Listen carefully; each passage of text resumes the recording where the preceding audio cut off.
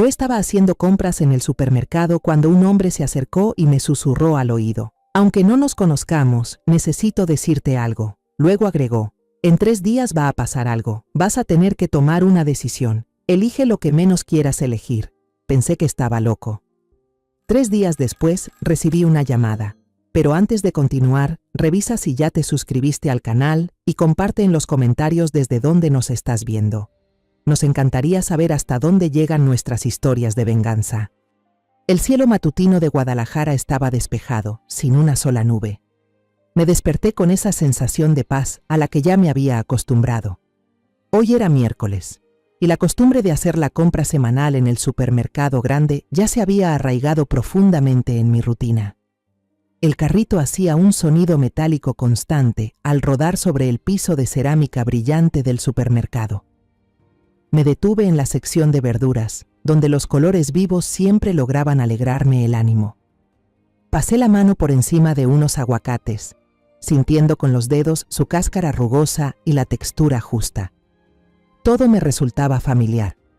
Todo era agradable. Me agaché para escoger un manojo de cilantro bien fresco.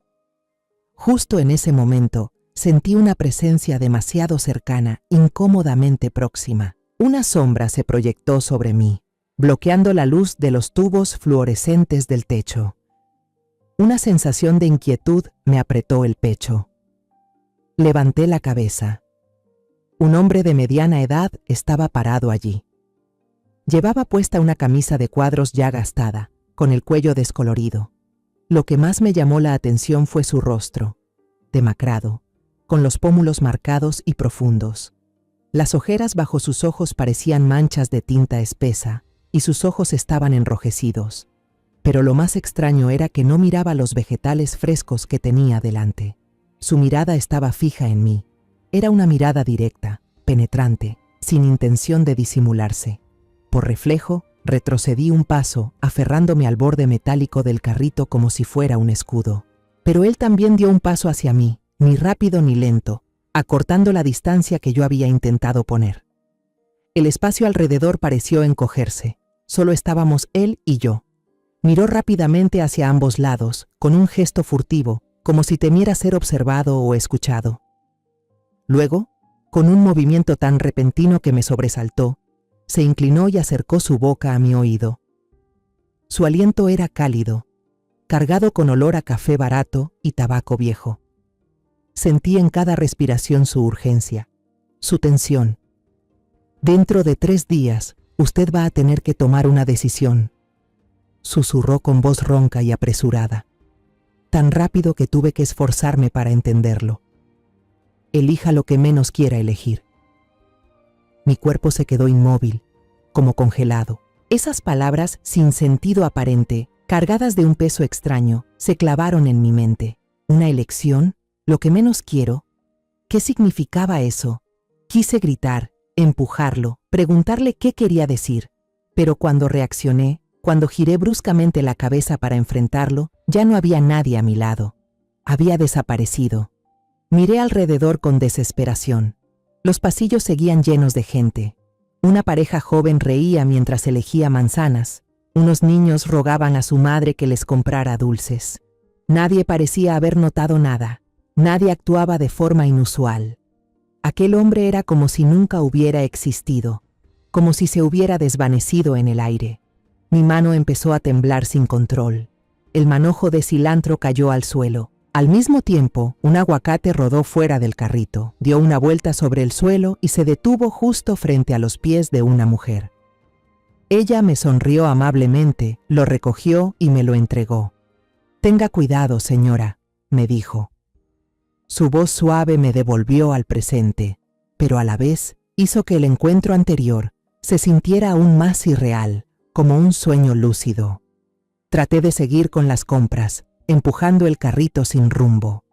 Pero mi mente estaba en blanco. Las palabras de aquel desconocido no dejaban de repetirse en mi cabeza como un estribillo inquietante.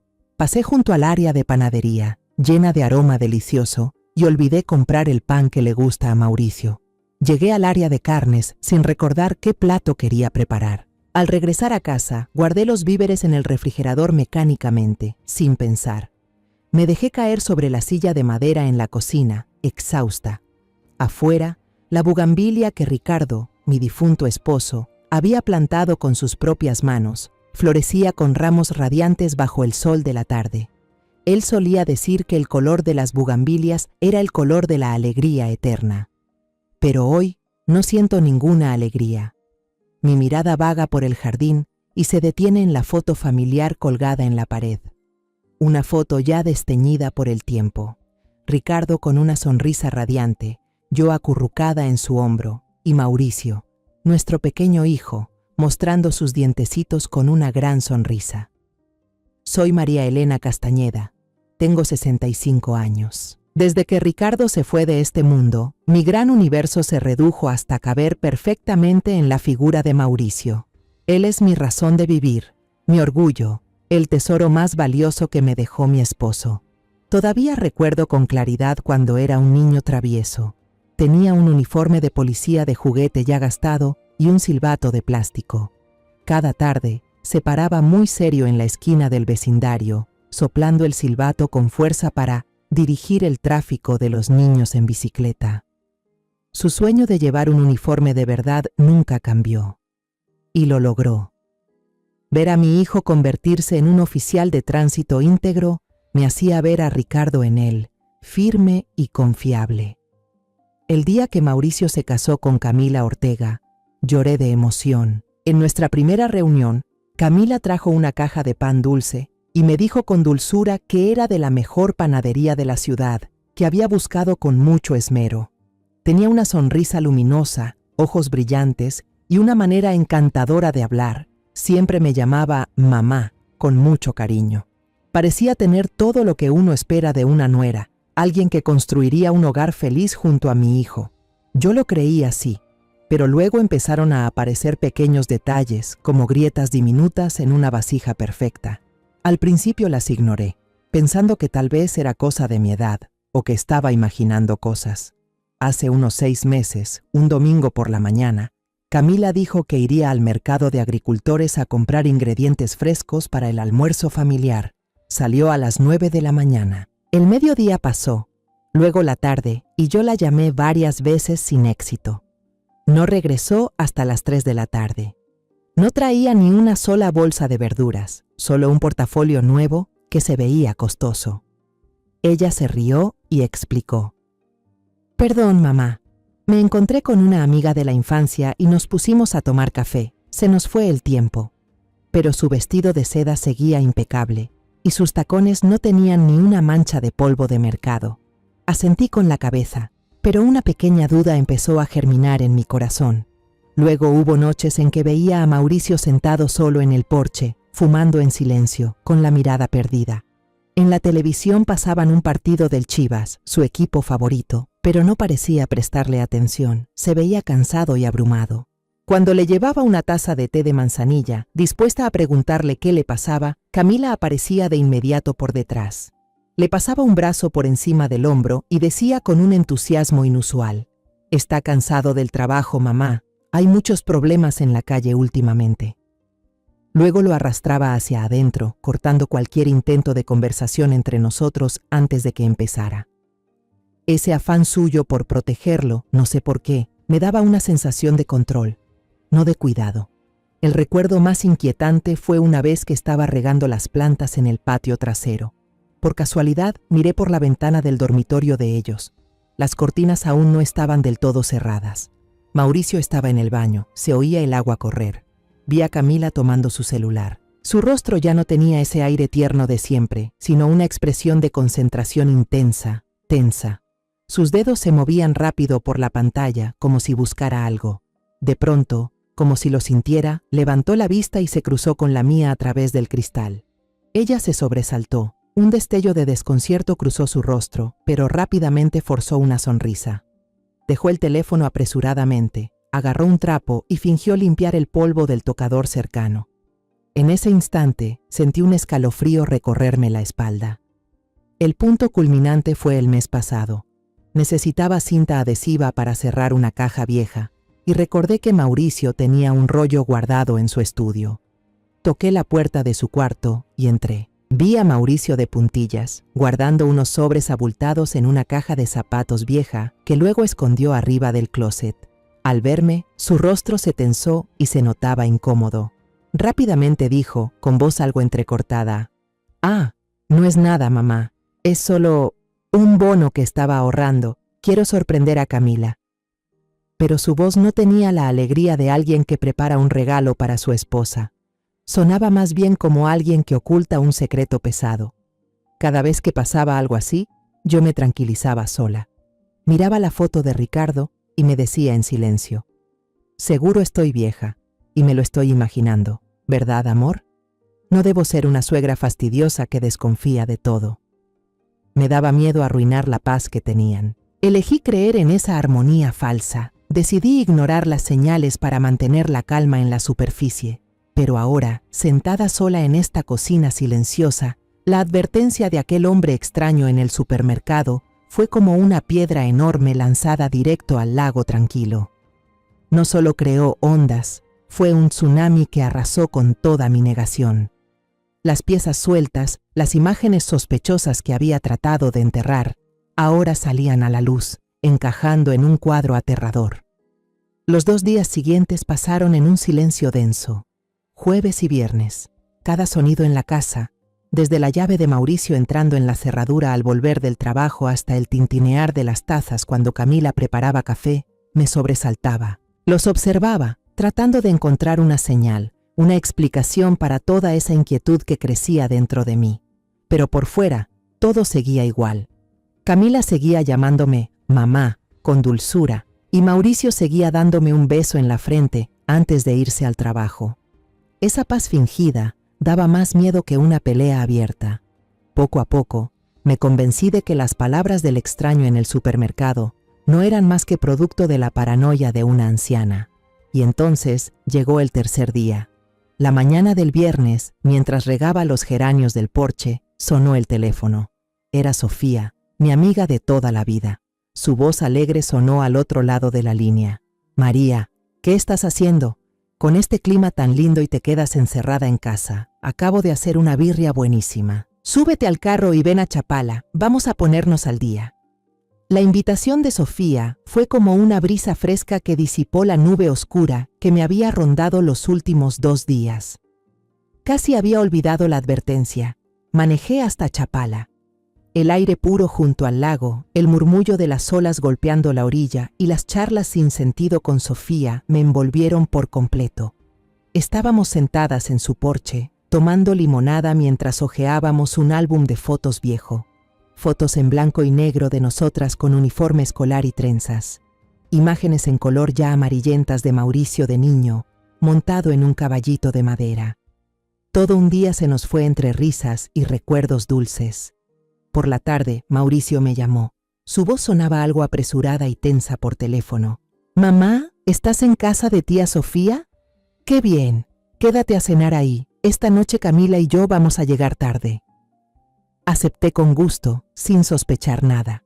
Feliz de poder pasar más tiempo con mi amiga, hasta me sentí aliviada. Me quedé a cenar con la familia de Sofía.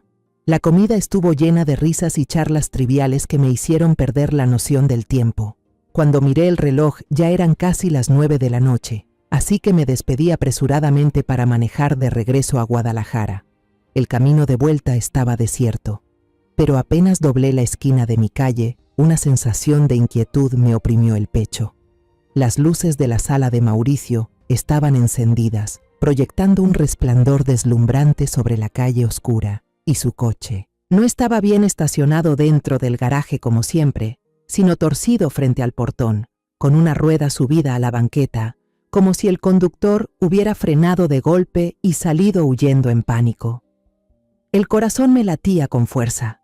Apenas bajé del auto y antes de meter la llave en el portón, escuché gritos provenientes del interior. No era una discusión normal.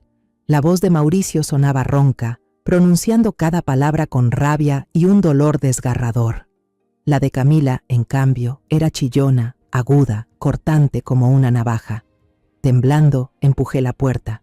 No estaba cerrada. La escena que vi adentro me dejó paralizada, sin aliento. Una lámpara de mesa yacía volcada en el suelo, su luz tenue iluminando fragmentos de vidrio esparcidos, hojas blancas tiradas por todos lados. Mauricio estaba en medio de la sala, de espaldas a la puerta. Apretaba un manojo de papeles arrugados con tanta fuerza que le temblaban los brazos. Frente a él, Camila estaba recargada en un sillón, con los brazos cruzados y una sonrisa helada, desafiante, sin rastro de remordimiento. Entré y pregunté con la voz quebrada, ¿qué está pasando, hijos? Ambos voltearon. Mauricio me miró como un niño acorralado pidiendo ayuda. Mamá, dijo con la voz entrecortada. Ella falsificó mi firma. Levantó los papeles arrugados como prueba de su acusación.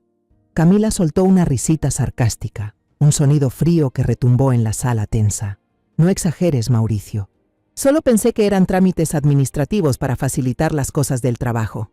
¿Facilitar el trabajo?, rugió Mauricio, liberando la furia que llevaba contenida. Golpeó los papeles contra la mesa de centro. Las hojas volaron por todos lados. Esto es un contrato de transferencia de todos mis bienes. La casa que me dejó papá, el auto, todo a tu nombre. ¿Crees que soy un imbécil, Camila? Llevo tiempo sospechando de ti. El aire se congeló. Miré a Camila buscando en sus ojos una explicación, un error, algo que desmintiera aquello. Camila, hija, ¿no será un malentendido? Seguro no fue tu intención. Pero ella ni siquiera me miró. Su mirada helada seguía clavada en Mauricio. Si ya no confías en mí, divorciémonos. No puedo vivir con un marido que desconfía como una vieja chismosa. Mauricio quedó helado ante la crueldad de sus palabras. Luego apretó los dientes y dijo entre ellos, no voy a firmar nada. Hasta que no aclaremos esto, no vas a irte a ningún lado. Camila solo alzó una ceja con arrogancia, tomó su bolso del sillón y caminó hacia la puerta. De pronto se giró. Sus ojos brillaron con una amenaza velada. Entonces piénsalo bien, dijo despacio, antes de que las cosas se pongan peores para ti. Abrió la puerta y la cerró de un portazo. El ruido retumbó por toda la casa como un disparo, dejando un silencio mortal. Mauricio seguía parado en el mismo lugar.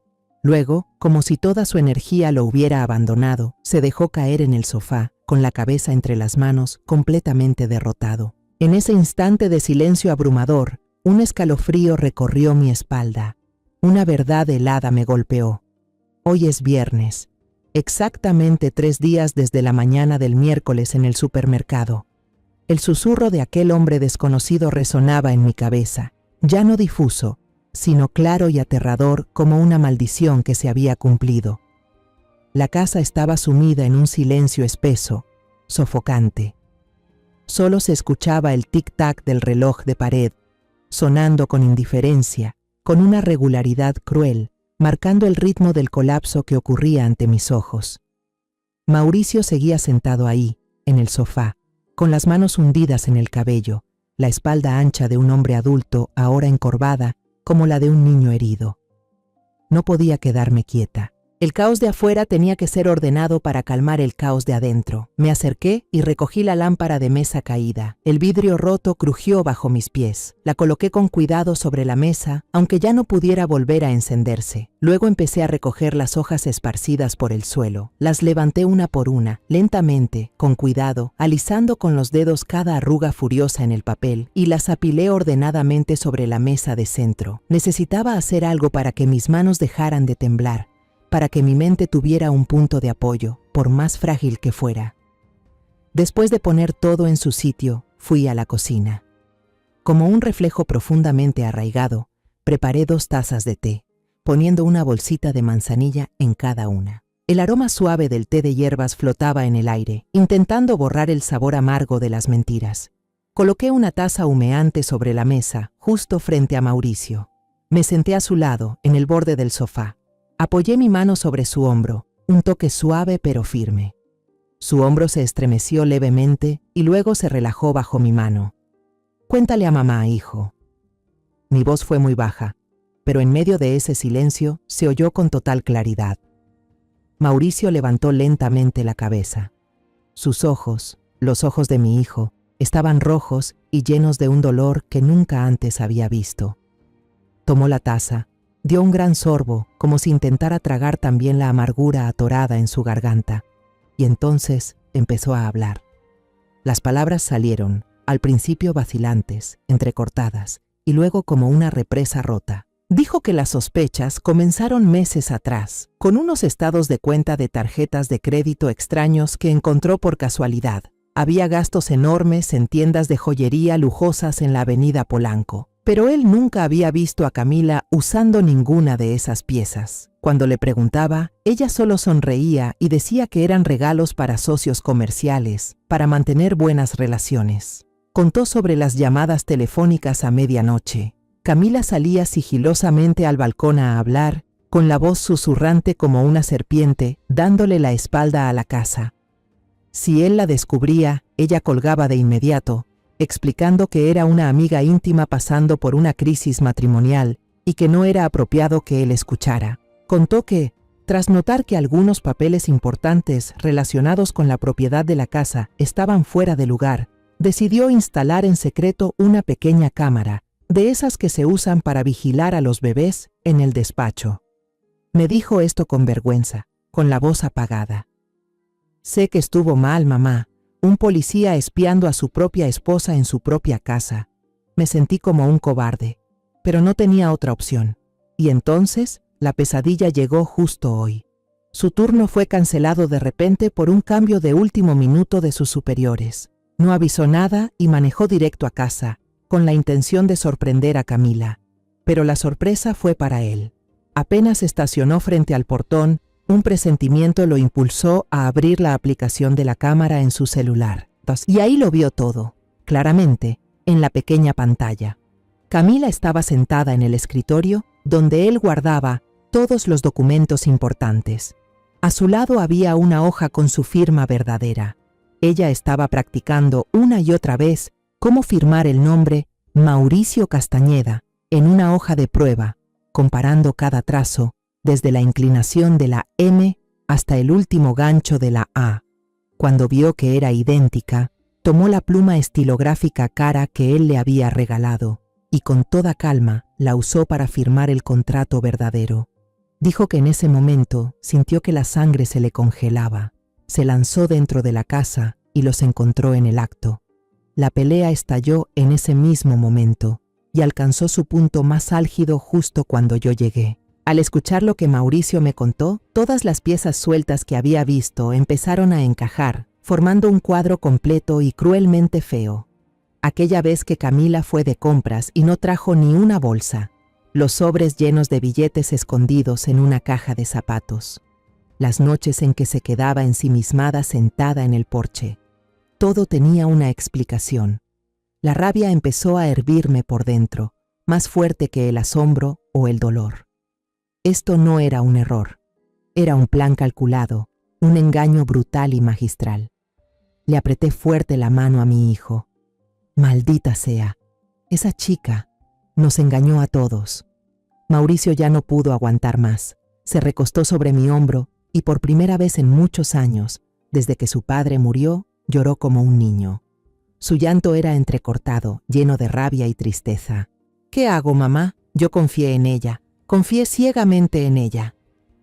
Lo abracé, ese cuerpo grande que temblaba como cuando era pequeño, y le acaricié la espalda. Por un momento, las palabras del hombre extraño volvieron a sonar en mi cabeza. Elige lo que menos quieras hacer. ¿Cuál era la elección ahora? Callar y ver a mi hijo perderlo todo, su dinero, su honor, en manos de una estafadora. O sacar todo a la luz, enfrentar un escándalo de divorcio ruidoso y exponer el dolor de nuestra familia a la opinión pública. Las dos opciones eran un infierno. Miré los papeles sobre la mesa, las firmas falsificadas que parecían burlarse de nosotros. Respiré hondo. La debilidad, el desconcierto dentro de mí desaparecieron. En su lugar apareció la determinación férrea de una madre que protegerá a su hijo a toda costa. No tengas miedo, Mauricio, le dije con una voz sorprendentemente firme. No voy a dejar que ella te destruya, ni que destruya a esta familia. Déjamelo a mí. Lo miré directo a los ojos llenos de lágrimas. Sé exactamente a quién tengo que llamar. Aquella noche, cuando Mauricio por fin se quedó dormido en el sofá, agotado, me quedé sola en la sala. La luz amarilla de la calle se colaba por la ventana, dibujando líneas largas sobre el suelo. El silencio ya no me daba miedo, se había vuelto mi aliado, el espacio necesario para que mi determinación se cristalizara. Fui hasta la antigua estantería de Ricardo y saqué su viejo cuaderno de contactos, con el lomo ya gastado. La piel del cuaderno estaba blanda por los años, y al abrirlo, el olor a papel viejo me envolvió. Busqué la sección de la letra A. Allí estaba, cuidadosamente guardada, una tarjeta de presentación amarillenta por el tiempo. Aranda Investigaciones. La verdad es poder. José Aranda, un detective privado ya retirado, viejo amigo de Ricardo, en quien mi esposo siempre confió plenamente. A la mañana siguiente desperté a Mauricio. Aún tenía los ojos hinchados, pero ya se le notaba un poco más de vida. Hoy vas a trabajar como siempre, le dije con firmeza. Salúdala, bésala, actúa como si nada pasara. No le dejes ver ni una señal de cambio. ¿Puedes hacerlo? Mauricio me miró con confianza y asintió con determinación. Cuando ya se había ido, me senté frente al teléfono, respiré hondo y marqué el número del señor Aranda. Una voz grave y confiable, tal como la recordaba, sonó del otro lado. No le di muchos detalles por teléfono, solo le dije que yo, la esposa de Ricardo Castañeda, necesitaba su ayuda para un asunto familiar delicado. Acordamos vernos una hora después en un viejo café del centro, un lugar casi vacío, donde las historias secretas podían decirse sin miedo a oídos curiosos. El señor Aranda se veía mucho más viejo de lo que recordaba. Su cabello era completamente blanco, y las arrugas alrededor de sus ojos estaban más marcadas, pero su mirada seguía siendo tan afilada como una navaja. Me dio la mano y la apretó con suavidad. Lamento mucho lo de Ricardo, María. Él era un buen hombre. Sus condolencias, aunque tardías, me hicieron arder los ojos. No me anduve con rodeos. Le conté todo, desde las sospechas más pequeñas, las mentiras insignificantes de Camila, hasta el momento en que la descubrimos anoche. Puse sobre la mesa una copia del contrato de traspaso de propiedad. El señor Aranda escuchó con mucha atención, sin interrumpirme ni una sola vez. No apartó la mirada de mí, y de vez en cuando solo asentía con la cabeza y anotaba algunas líneas en una libreta pequeña. Cuando terminé de contarle todo, guardó silencio un buen rato. Luego me miró y dijo: «Voy a ayudarla. Pero prométame algo, María. Desde este momento actúe como si no pasara nada. Sea una suegra normal, del resto déjemelo a mí». Pero yo no podía quedarme de brazos cruzados. Mientras el señor Aranda iniciaba su investigación profesional, yo comencé la mía. Esperé a que Mauricio se fuera al trabajo y Camila también ya había salido temprano. La casa estaba vacía. El corazón me latía con fuerza mientras me acercaba a la puerta del dormitorio de ellos. Sentía una culpa enorme. Me sentía como una ladrona invadiendo la privacidad en la propia casa de mi hijo. Pero entonces, la imagen del rostro empapado en lágrimas de Mauricio la noche anterior disipó cualquier duda. Empecé por el armario de Camila. Revisé cada bolsillo, cada cajón. En el bolsillo de un abrigo de invierno que casi nunca usaba, mi mano tocó algo metálico y helado. Era una llave extraña. No era de la casa ni del coche. Sujetado con ella había un papelito con una serie de números. 34B. Le tomé una foto de inmediato con el celular. Luego seguí con el tocador. Debajo del forro de terciopelo de la caja de joyas, encontré una copia del acta de nacimiento doblada en 4. Me sobresalté al abrirla. El lugar de nacimiento de Camila no era Guadalajara, como siempre decía con orgullo, sino Culiacán, una ciudad en el estado de Sinaloa, conocida por sus complicaciones. Otra mentira quedaba al descubierto. Lo más importante, entré al despacho de Mauricio. Saqué su pasaporte viejo, su licencia de conducir y una tarjeta de cumpleaños que me había escrito el año pasado. Los extendí sobre la mesa, ordenados junto al contrato falsificado. Saqué la lupa vieja de Ricardo del cajón. Bajo la luz de la lámpara y el lente de aumento, las diferencias saltaban a la vista. La M del nombre de Mauricio, escrita por mi hijo, siempre tenía un pequeño gancho al final, suave y familiar. pero la firma falsa era rígida y recta, una imitación sin alma. La letra O de él era redonda y pareja, mientras que la de la firma falsa estaba deformada, como si quien la escribió hubiera dudado un instante. Las diferencias eran sutiles, pero puestas lado a lado, eran innegables. Tomé fotos detalladas de cada comparación. Unos días después, el señor Aranda me llamó. Su voz al otro lado de la línea seguía siendo grave y pausada, pero cada palabra suya caía como un martillazo. Ya lo descubrí, María. Camila Ortega tiene una caja de seguridad en el Banco Banorte, un banco donde Mauricio no tiene ninguna cuenta. El número de caja es 34B. El corazón se me encogió. Era la misma serie de números que había encontrado. Más importante aún, continuó, ella tiene una cuenta de ahorros a nombre de soltera, Camila Ortega Rojas. El saldo actual es de más de 2 millones de pesos. Ese dinero fue depositado poco a poco, de forma constante durante los últimos 2 años. Esa noche, mientras limpiaba la casa, accidentalmente dejé caer el cesto de ropa sucia de Camila. La ropa se desparramó por el suelo. Rodando desde dentro de un calcetín enrollado, salió un recibo arrugado de un cajero automático. Lo recogí sin pensar mucho, y entonces mis ojos se clavaron en los números. Era una transacción de retiro en efectivo desde una cuenta con los mismos 4 últimos dígitos de la cuenta secreta que el señor Aranda acababa de revelarme. Todo estaba demasiado claro. Ya no había dudas. Me senté en el suelo, entre la ropa sucia, apretando en la mano ese pequeño papel que pesaba como una tonelada. Luego me levanté. Fui a la habitación y saqué todo lo que había encontrado. La foto de la llave, la copia del acta de nacimiento, las imágenes comparando las firmas y ahora también el recibo del cajero automático. Con cuidado, metí todo en un sobre grande color marrón. Lo sellé. La tormenta aún no había llegado, pero ya tenía mi arma lista. Estaba preparada. 3 días después de la llamada del señor Aranda, Camila regresó. Durante esos 3 días, Mauricio y yo vivimos en una calma extraña, una tranquilidad antes de la tormenta. Hablábamos menos, pero cada mirada que nos dábamos estaba llena de entendimiento. El sobre marrón con la verdad descansaba en el cajón de mi escritorio, tan pesado como una bomba de tiempo. Yo estaba en la cocina, amasando la masa para hacer pan, cuando escuché el sonido de una llave girando en la cerradura. Un sonido familiar, pero que ese día me heló la espalda. La puerta se abrió. Camila entró, tranquila, como si acabara de volver del supermercado y no después de haber desaparecido tras una pelea brutal. Ya no era la nuera sencilla que yo conocía. Llevaba un traje de oficina color crema, elegante y perfectamente entallado, que resaltaba su figura. El cabello recogido en un moño alto, sin un solo pelo fuera de lugar.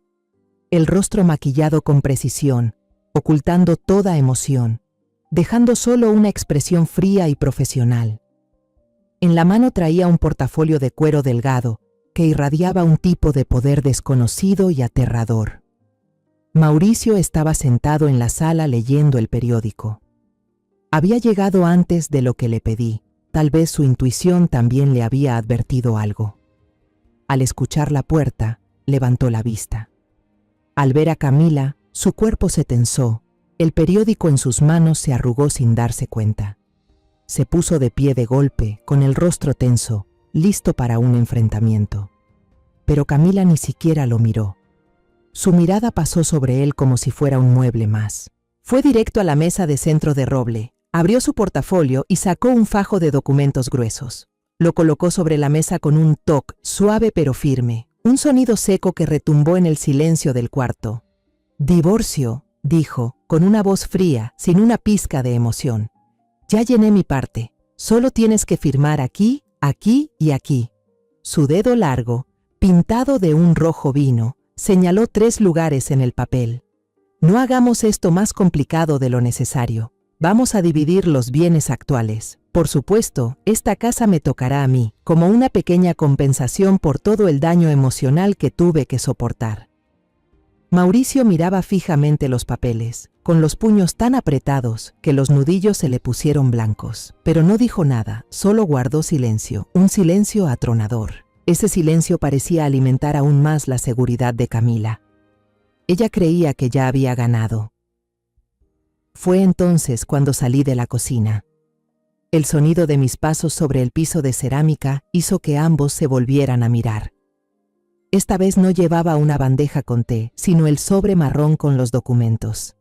Caminé con calma hasta la mesa y puse mi sobre justo al lado del divorcio de Camila. El sonido fue más suave, pero más denso que su arrogante toc. «Si de verdad quieres ir a juicio», dije con voz clara, sin titubear, «entonces adelante». Los ojos de Camila mostraron un destello de sorpresa antes de pasar al desprecio. ¿Qué pensaba que iba a hacer yo? ¿Una anciana? ¿Qué podría hacer yo? Abrí el sobre, saqué cada cosa y las extendí sobre la mesa brillante, como una jugadora revelando sus cartas decisivas. «Esto», dije empujando el estado de cuenta hacia ella, «es el extracto de una cuenta bancaria secreta a nombre de soltera tuyo, Camila Ortega Rojas, con un saldo que nunca le explicaste a tu esposo». El rostro perfectamente maquillado de Camila perdió un poco de color. Coloqué las fotos detalladas sobre la mesa. «Esta es la imagen de la firma falsa de tu parte en el contrato de transferencia de propiedad, colocada junto a la firma real de Mauricio para comparar. Creo que cualquier perito calígrafo estaría muy interesado en esto». Sus labios rojos se apretaron con fuerza.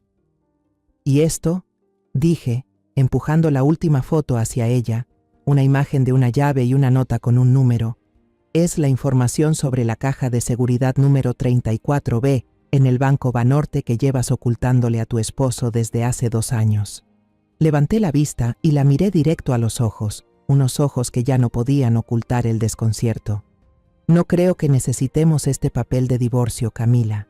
Esta vez, todo se resolverá en público, ante un juez, con todas las pruebas de tus actos, fraude, falsificación de firma y ocultamiento de bienes».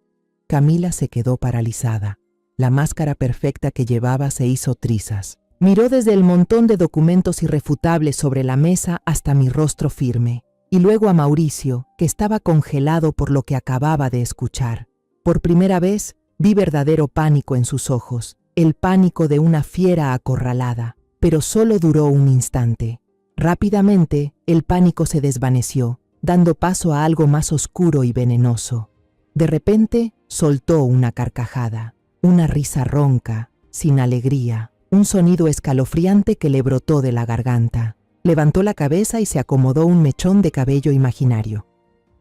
«¿De verdad cree que ya ganó, señora Castañeda?», dijo despacio, palabra por palabra, como escupiendo veneno. «¿Cree que estos papelitos lo son todo?».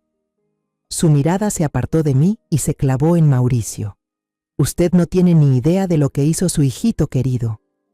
Me giré hacia Mauricio y sentí como si me apretaran el corazón con una mano helada. Mi hijo ya no se mantenía en pie. Dio un paso atrás, luego otro, hasta dejarse caer en el sillón detrás de él, como si le hubieran arrancado la columna vertebral. Su rostro estaba blanco como una hoja, sus labios se movían sin emitir palabra. Su mirada estaba fija en Camila, una mezcla de horror, culpa y súplica muda. Camila disfrutaba ese momento. Era una depredadora deleitándose con su presa atrapada. Camila rodeó lentamente la mesa de centro, con la punta de sus dedos pintados de rojo rozando los documentos que yo acababa de mostrar.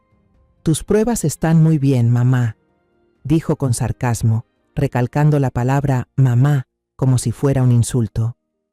«Pero no significan nada». Se detuvo frente a Mauricio, que se desmoronaba. «¿Te acuerdas, Mauricio?». Su voz se volvió dulcemente maliciosa, como si contara una vieja historia. «Hace 2 años, una noche lluviosa de octubre, en esa carretera solitaria hacia las afueras, la que tomabas como atajo para volver a casa después de tu turno». Cada palabra era un martillazo. Mauricio bajó la cabeza, aferrándose con fuerza a los brazos de la silla, con los nudillos blancos de tensión. Camila me miró y vi en sus ojos una crueldad triunfante que ardía. «Tu hijo, el ejemplar agente de tránsito, el orgullo de la familia Castañeda», dijo con voz tensa. «Después de una fiesta para celebrar su ascenso, estaba borracho. Aún así, condujo, y atropelló a alguien. Sentí que el corazón se me detenía. Todo mi cuerpo se enfrió. Negué con la cabeza, como un acto reflejo de negación. No, no puede ser. Mauricio, jamás. Oh, claro que sí, me interrumpió Camila, con una sonrisa amplia que dejaba ver sus dientes blancos. Atropelló a un vagabundo harapiento y se dio a la fuga. Huyó como un cobarde, señora. Lo dejó tirado ahí en la carretera, bajo la lluvia. Sentí que las piernas me fallaban y tuve que apoyarme en la silla para no caer. Todo a mi alrededor comenzó a dar vueltas. Camila continuó, su voz llena de gozo, como una narradora embelesada con su propio relato. Empecé a sospechar cuando lo vi retirar en efectivo una gran cantidad de dinero cada pocas semanas. Pensé que tenía una amante, así que lo seguí. Pero no, era peor que eso. Lo vi conducir hasta un motel de mala muerte en las afueras de la ciudad y entregarle dinero a un viejo cojeando con cara de susto. Mucho después, cuando limpiaba el almacén, encontré esto. Sacó su celular, deslizó un par de veces y me mostró la pantalla. Era la foto de una página de cuaderno ya amarillenta, y sobre ella estaba esa letra tan familiar, inconfundible, la de mi hijo, su diario, escondido en una caja de zapatos vieja encima del ropero, donde pensaba que yo nunca lo encontraría. Su voz sonaba burlona. Ahí lo escribió todo, el miedo, la culpa, la obsesión. Un oficial de tránsito que violó la ley, causó un accidente y huyó. Piense, señora, si el periódico El Occidental llega a tener esta historia, ¿qué pasaría con la carrera que tanto esfuerzo le costó construir? ¿Y con el honor de la familia Castañeda? Yo me quedé mirando la pantalla del celular. Cada palabra escrita por Mauricio era como una aguja clavándose en mis ojos. Mi mundo se derrumbó en ese instante. Fue entonces cuando Mauricio finalmente habló. Su voz se quebró, rota, desesperada. Mamá, yo no lo hice a propósito. Ese día creí estar en condiciones. Volví, te juro que volví a buscarlo justo después. Lo llevé al hospital, pagué los gastos, le alquilé una casa y lo cuidé durante 2 años. Yo solo. Levantó la vista hacia mí, con lágrimas corriéndole por el rostro. Yo solo. No reporté el accidente, mamá. Su confesión fue la última puñalada a mi corazón. Mi hijo, mi orgullo, el hombre que siempre vivió con rectitud, había guardado un secreto terrible. Los sobres de dinero, las noches cabizbajas, todo ahora tenía la explicación más trágica. Camila guardó el celular con una expresión completamente satisfecha. Nos miró a los dos, destrozados, como una general observando la caída de una fortaleza.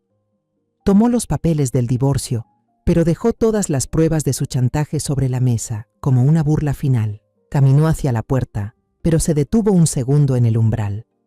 ¿Todavía quiere ir a juicio, señora Castañeda? Y se fue, cerrando la puerta con suavidad. El silencio que dejó fue más aterrador que un portazo.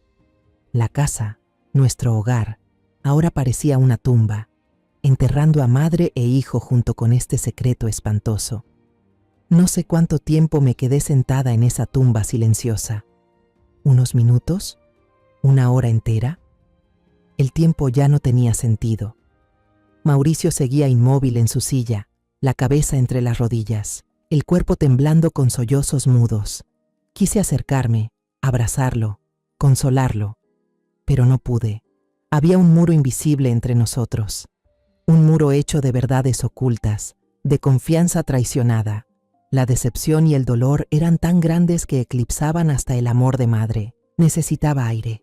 Sentía el pecho oprimido por una losa. No podía respirar. «Voy a salir un rato», murmuré, sin saber si mi hijo me escuchó o no.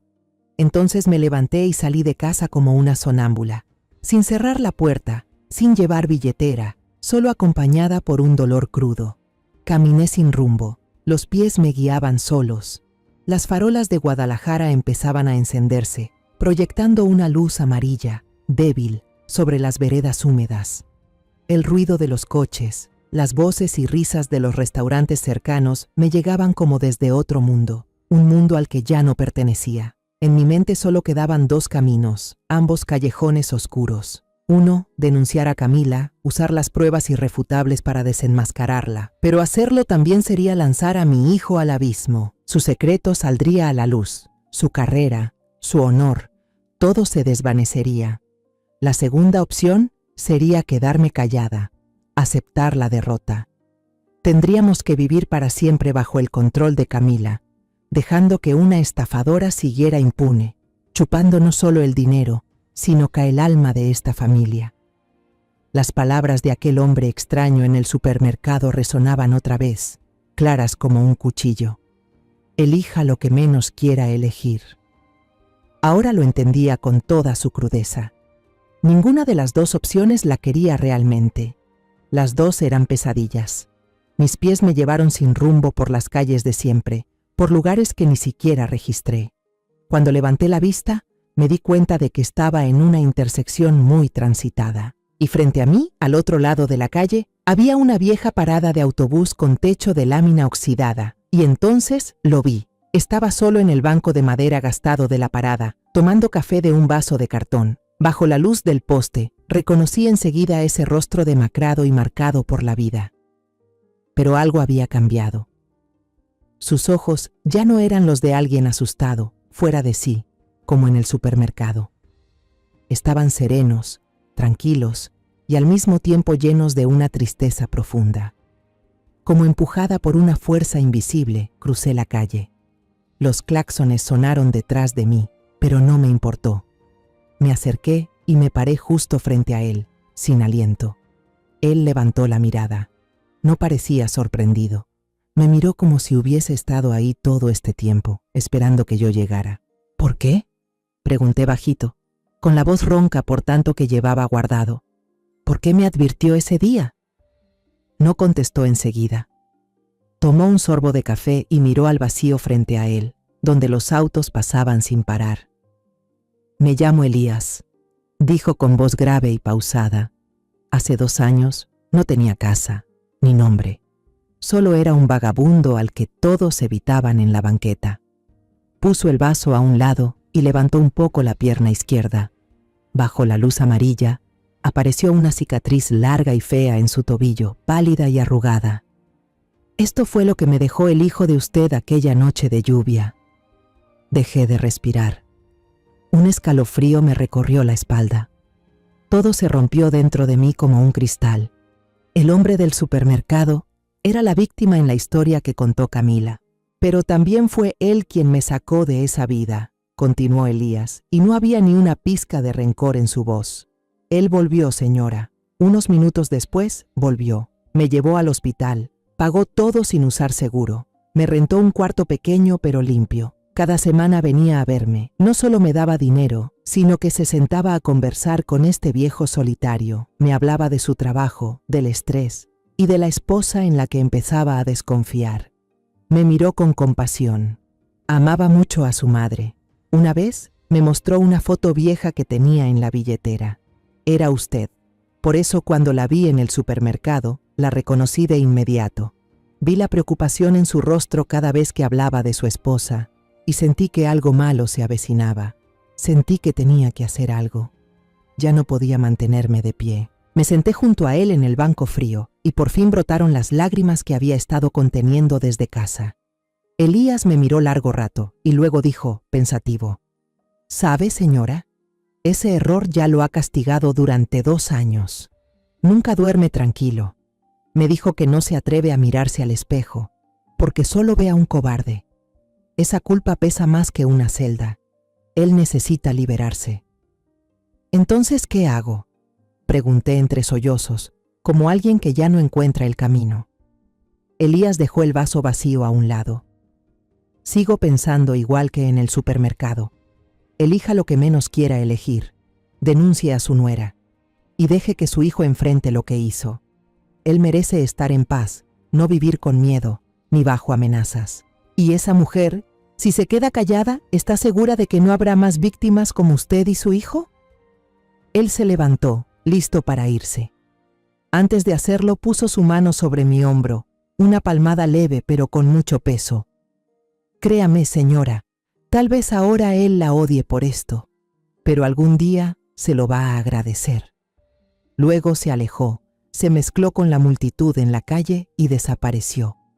Me quedé sola en la banca fría, bajo la luz amarillenta del paradero de autobús. Sus palabras eran como una llave, abriendo una tercera puerta, una puerta que jamás me había atrevido a imaginar. Era un camino lleno de dolor, lleno de sacrificios, pero tal vez era el único camino que llevaba a la luz. Finalmente me levanté. Tenía las piernas entumecidas por haber estado tanto tiempo sentada en esa banca helada. Pude haber llamado un taxi, pero no lo hice. Quise caminar de regreso a casa. Necesitaba ese trayecto, necesitaba ese tiempo para pensar, para reflexionar, para tomar una decisión que pesaba más que toda mi vida. Cada paso sobre la acera conocida era una lucha interna.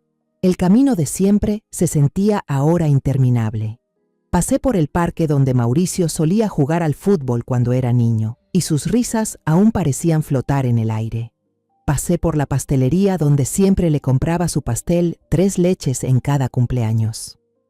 Los recuerdos vinieron de golpe, dulces y amargos, haciendo que la decisión que estaba por tomar se volviera aún más difícil. ¿El amor de una madre es proteger o dejar que su hijo enfrente la tormenta para que crezca?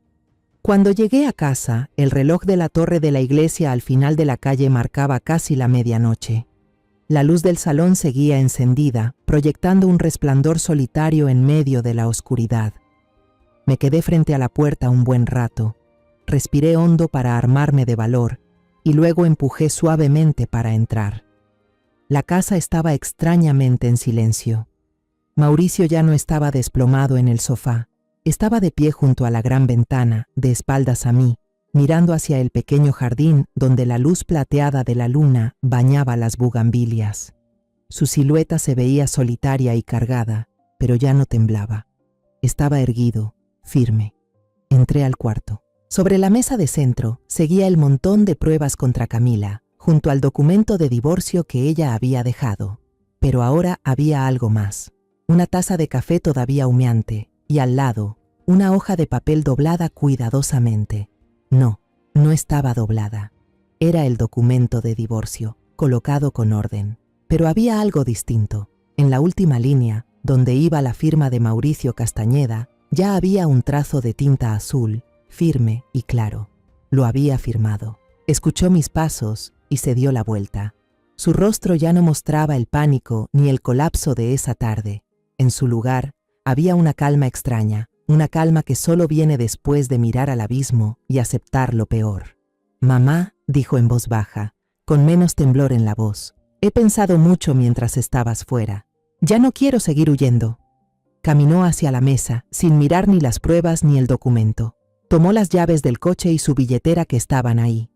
«Mañana por la mañana», dijo, mirándome directo a los ojos, «voy a ir a la oficina del abogado a entregar esto. Luego iré directo a la comisaría, a ver al capitán Ramírez, mi superior. Voy a contarle todo sobre el accidente de hace 2 años. Sentí un nudo en la garganta, una mezcla de dolor y orgullo que me invadía. Me acerqué y le tomé la mano, una mano endurecida por el trabajo, pero que ahora se sentía cálida. ¿Estás seguro, Mauricio? ¿Sabes que esto puede destruirlo todo? La carrera que tanto te costó, el honor de nuestra familia. Él asintió y apretó suavemente mi mano. Por primera vez en mucho tiempo vi claridad en sus ojos, ya sin esa nube de culpa y miedo. Si vivir significa andar cabizbajo todos los días, sobresaltarse cada vez que escucha una sirena de patrulla detrás, entonces eso ya no es vivir, mamá. Su voz sonaba decidida. Le debo una disculpa pública al señor Elías, y más importante aún, me debo a mí mismo una verdad.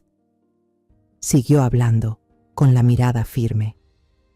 No puedo permitir que alguien como Camila use mi error para chantajearnos, para convertir esta casa en nuestra cárcel. Pase lo que pase, lo voy a aceptar. Aunque me expulsen del cuerpo, aunque tenga que ir a la cárcel, lo voy a aceptar. No pude contener más las lágrimas. Pero no eran de dolor ni de decepción, eran de orgullo. Mi hijo, mi pequeño hijo, por fin había recuperado su valentía. Lo abracé con todas mis fuerzas, un abrazo apretado. Pude sentir su pecho subir y bajar con una respiración constante, sin la ansiedad reprimida de antes. Había encontrado paz, incluso antes de que llegara la verdadera tormenta. En ese momento supe que habíamos tomado una decisión juntos, la decisión menos deseada, la decisión de sacar todo a la luz, aunque eso significara quemarlo todo. Por primera vez en muchos días, sentí una chispa de esperanza, tenue pero real. La libertad aún no llegaba, pero estaba cerca. Los días siguientes pasaron como una tormenta a la que entramos por voluntad propia. Tal como dijo, a la mañana siguiente Mauricio se puso su uniforme bien planchado, me dio un beso en la frente y se fue a la comisaría. Yo no lo acompañé, esa era su batalla. Yo me quedé en casa, en la sala, apretando el crucifijo de plata que me dejó mi madre, murmurando oraciones. No pedí que declararan inocente a mi hijo, solo pedí que tuviera la fuerza para cargar con la verdad. Al mismo tiempo, nuestro abogado, siguiendo mis instrucciones, presentó la denuncia contra Camila ante las autoridades, junto con el sobre marrón lleno de pruebas que el señor Aranda y yo habíamos recopilado con tanto cuidado. El engranaje legal comenzó a moverse. La policía intervino. Camila fue citada. Al principio, frente a los investigadores, negó todo con fuerza, interpretando el papel de una esposa calumniada. Pero cuando le pusieron delante los extractos bancarios irrefutables, las fotos comparativas de firmas falsificadas y el testimonio del empleado del banco que confirmó que ella abrió la caja de seguridad, su máscara se rompió. Fue acusada de fraude y apropiación indebida de bienes. Mientras tanto, se reabrió el expediente del accidente de Mauricio de 2 años atrás. Elías fue llamado a testificar. Se presentó en la comisaría con su ropa más limpia, relatando todo con claridad. No ocultó nada, pero recalcó que Mauricio volvió inmediatamente. Lo llevó al hospital y lo cuidó durante los 2 años siguientes. La sinceridad de Mauricio, sumada al testimonio compasivo de Elías, hizo que le redujeran considerablemente la pena. No fue acusado penalmente, pero recibió una sanción interna. Lo degradaron y lo transfirieron a otra unidad, lejos. Un precio que pagar, pero justo.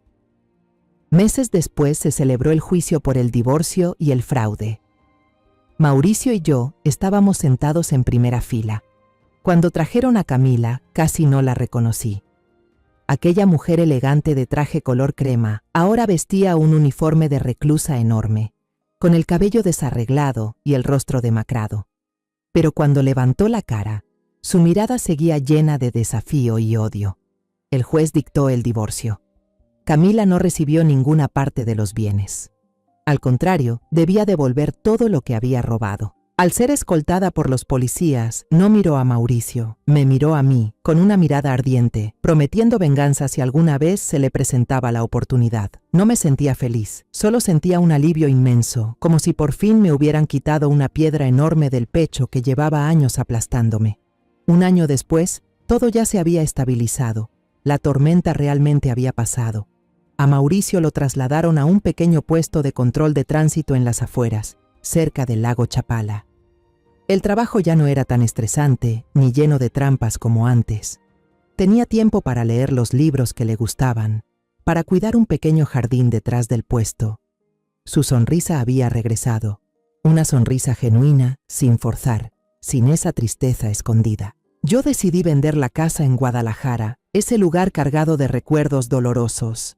Me mudé a la casa vieja de mis padres en Zapopan, un lugar más tranquilo, con calles de adoquines y muros cubiertos de flores. Paso los días removiendo la tierra, cuidando y volviendo a plantar las bugambilias del porche, esas flores que a mi esposo Ricardo le encantaban cuando estaba vivo. Cada vez que florecen en rosa intenso o violeta brillante, siento como si él aún estuviera aquí, sonriéndome. De vez en cuando, Elías toma un autobús desde la ciudad y viene a visitarme. Usó el dinero que Mauricio le dio como compensación, junto con sus ahorros, para abrir un pequeño puesto de periódicos cerca de su casa. Ya no es ese hombre demacrado y temeroso de antes. Él y yo nos sentamos en el porche, tomamos café y hablamos de cosas sin importancia. Que este año la temporada de lluvias llegó temprano, del olor de la tierra mojada o de alguna noticia curiosa del diario. Se ha vuelto un amigo cercano de la familia, un testigo vivo de que el perdón y los nuevos comienzos sí existen. Cada tarde, cuando el sol empieza a bajar, tengo una costumbre. Preparo una jarra de té de manzanilla, la llevo al sillón de mimbre del porche y me siento a esperar. No pasa mucho tiempo antes de que el viejo Volkswagen de Mauricio empiece a hacer su ruido característico sobre el camino de tierra al final de la calle. Se baja del auto con su nuevo uniforme, más sencillo, pero que le queda perfecto. Me ve, sonríe y me saluda con la mano. Me saluda. Al ver a mi hijo vivir una vida tranquila, sin cargas en el alma, sé que aquella decisión tan dolorosa fue la más acertada de toda mi vida. La tormenta ya pasó. Y el cielo sobre mi techo se ha despejado. Ahora que todo se ha calmado, que puedo sentarme en el porche a ver las bugambilias mecerse bajo el sol de la tarde y escuchar el motor de Mauricio que se acerca desde el final de la calle, entiendo que hay decisiones en la vida que se pagan con lágrimas, con heridas, con la caída de creencias que pensábamos inquebrantables. Pero son justamente esas decisiones, por más dolorosas que sean, las únicas que nos llevan a la verdad, a la justicia y a la verdadera paz. He aprendido que a veces, amar no significa encubrir ni perdonar todos los errores, sino tener el valor suficiente para empujar a quien amas hacia la luz, obligarlo a enfrentar las consecuencias y a enfrentarse a sí mismo. Porque solo atravesando la oscuridad con sus propios pies, una persona realmente crece, realmente se libera. Y yo, una madre, una mujer que ya ha caminado a través de la tormenta, al fin entendí. Hay heridas que no deben esconderse, sino aceptarse para poder sanar. Esa es la única manera de seguir viviendo, con el corazón ligero y el cielo claro por delante. La historia que acabas de escuchar ha sido modificada en nombres y lugares para proteger la identidad de las personas involucradas. No contamos esto para juzgar, sino con la esperanza de que alguien escuche y se detenga a reflexionar. ¿Cuántas madres estarán soportando en silencio dentro de su propio hogar? De verdad me pregunto, si tú estuvieras en mi lugar, ¿qué harías? ¿Callarías para mantener la paz o te atreverías a enfrentarlo todo para recuperar tu voz? Me encantaría saber tu opinión sobre esta historia de historias que duelen o cualquier sugerencia que tengas para mejorar nuestro contenido. Que Dios siempre nos bendiga. Y estoy convencida de que el valor nos llevará hacia días mejores. Mientras tanto, en la pantalla final te dejaré 2 de las historias más queridas del canal. Estoy segura de que te van a sorprender. Gracias por haberte quedado conmigo hasta este momento.